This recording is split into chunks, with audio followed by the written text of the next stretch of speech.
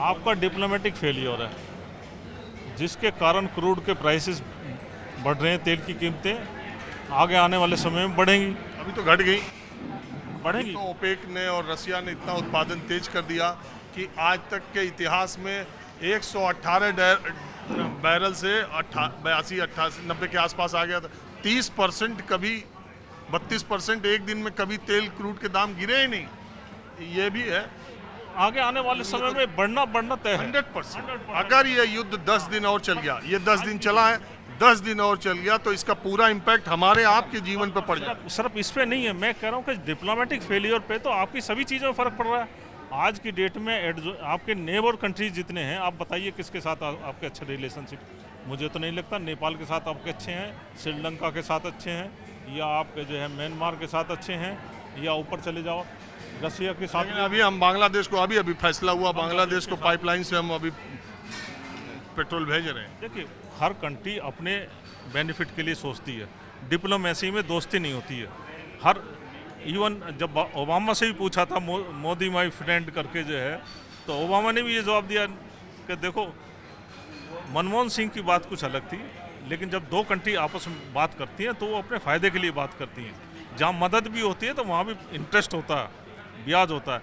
लेकिन मेरा मानना ये है कि जो डिप्लोमेटिक फेलियर आज की डेट में हो रहे हैं, उसकी वजह से हमें बहुत चीज़ों पे हमारे उस पर असर हो रहा है। अभी क्रूड पे है, जैसे रशियन शिप्स वहाँ से गुजर रहे हैं आपकी स्टेट ऑफ हार्मोज से, हैं? आपको परमिशन लेनी पड़ी अमेरिका में। क्या जरूरत थी भाई परमिशन लेने का? आपका जो है, आपका तो अभी डील भी फाइनल नहीं हुई है, फिर परमिशन क्या बात हुई है? क्या कुछ हिडन चीज़ें हैं? एक फैक्ट मैं बता दूं, रशिया से तेल लेने के मामले में बहुत सारी बातें ऐसी कही जाती हैं। ऐसा नहीं था कि रशिया से हम इसके पहले बहुत तेल लेते थे, लेकिन मैं पूरी बात बता दूं, रशिया से हम बहुत तेल इसके पहले बहुत ज़्यादा नहीं लेते थे।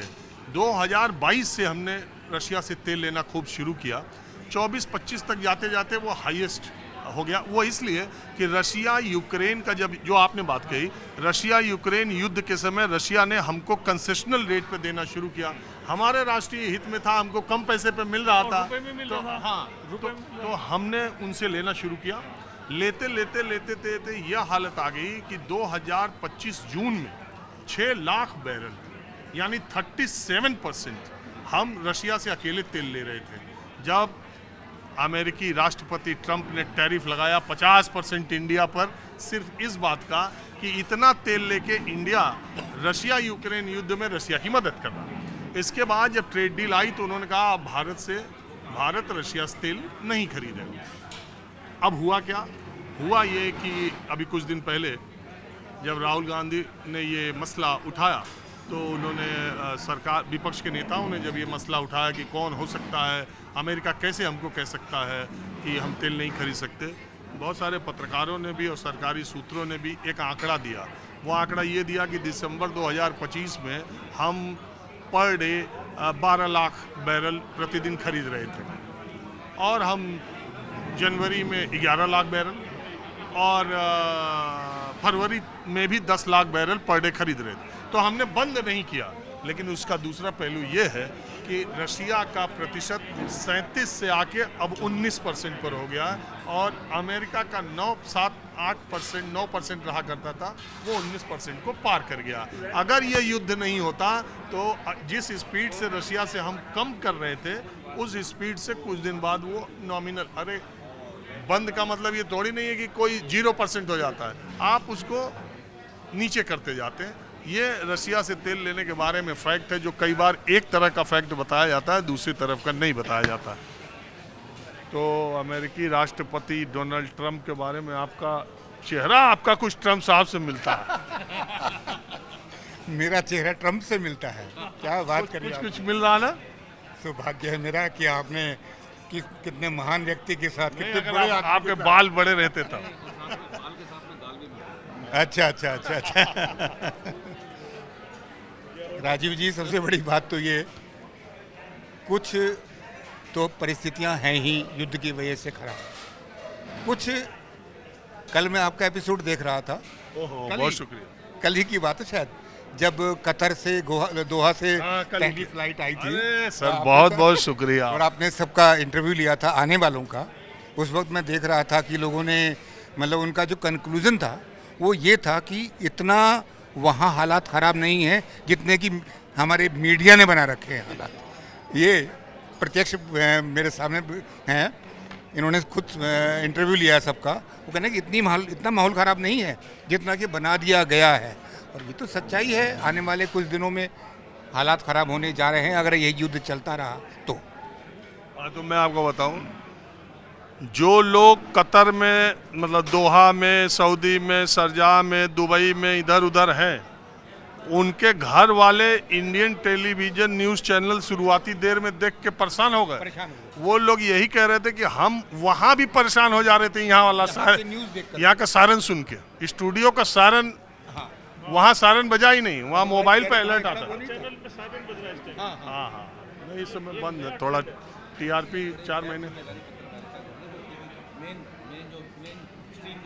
अब चलिए जो कर रहा है सर। हम तो आपके खैर चैनल के और आपके अपने काम के बिल्कुल क्या कहें, उससे भी कोई शिकायत हो तो आप बोल सकते हैं। दीवाने हैं, दीवाने। मैंने आपसे कहा, मेरे घर में भी मेरी पत्नी भी, अभी आज भी शाम होने होगी, शाम होते ही सबसे पहले कहती है माहौल क्या है लगाओ। तो आप बता के आए हो ना कि कॉफी हम जा रहे हैं? नहीं, उन्हें नहीं पता है। तब तो आज आप पकड़े जाओगे। आज हमारे ये इंडस्ट्रियलिस्ट बैठे हैं, इनसे लीजिए आप इंटरव्यू। नहीं, तो मैं एक बात बताऊं, ये जो हम जानना ये चाहते हैं कि ये जो युद्ध मान लो टीवी पे ही आपको दिखाया जा रहा है, लेकिन टीवी पर दिखाए ना दिखाए, ये तो सच है कि पूरी दुनिया की 25% जमीन पर तो युद्ध हो रहा है। आप लोग अब तक भारत की ये सोच रहे थे कि अरे 7 समंदर पार हो रहा है, इसका हम पे क्या असर है। लेकिन अब वो पिंच कहते हैं ना, हो रहा है, वो अब शुरुआत हुई है। अब शुरुआत है। अब चर्चा लोगों में हो रही। यही हालात रहे तो कुछ समय के बाद हालात बहुत ख़राब हो जाएंगे। अपने संभाले से नहीं संभलेंगे, ये आप बिल्कुल सही कह रहे हैं।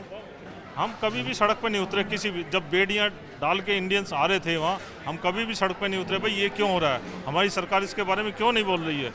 ये कोई भी ऐसा मुद्दा हो, हम नहीं आ रहे सड़क पे। इवन सड़क पर कहाँ कौन आएगा, सब अपने में परेशान है, और जो आ रहा है उस पर देख ही रहे कार्रवाई भी कितना तगड़ा हो रही है। हाँ, अभी ये वो आए थे सवर्ण सामान्य वर्ग के लोग UGC का विरोध प्रदर्शन करने, कोई कहीं कोई कहीं पुलिस ले जाके किसी को कहाँ छोड़ दी, किसी को किसी जगह पैठा, कभी किसी को किसी जगह। UGC के समर्थन वालों के साथ ये यहाँ हुआ। और UGC के, सुनिए, UGC के जो विरोध में प्रदर्शन कर रहे थे लखनऊ में और दूसरी जगहों पर, उन पर लाठीचार्ज हुआ, मुकदमे हो गए तमाम।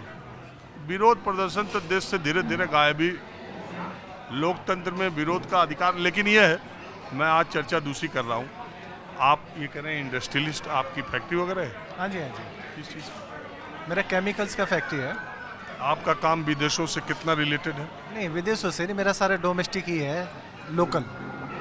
अरे रॉ मटेरियल वगैरह जो भी है, ये गोदरेज वगैरह का आता है, बाकी जो भी केमिकल्स है बाहर से नहीं है। आपका कोई लेना देना नहीं, बाहर से नहीं है। जो भी है जिनका मैं यूज़ करता हूँ या जो मेरी परचेजिंग है, वो सारी लोकल गोयनका जी से है या पंसील वालों से है। आपका धंधा अभी कैसा चल रहा है? वैसे तो जो काम धंधों की है वो तो लगभग माइनस में ही चल रहा है काफ़ी दिनों से, काफ़ी उससे। लेकिन अब जो 8-10 दिन से है ना, इस पे इफ़ेक्ट तो आया है।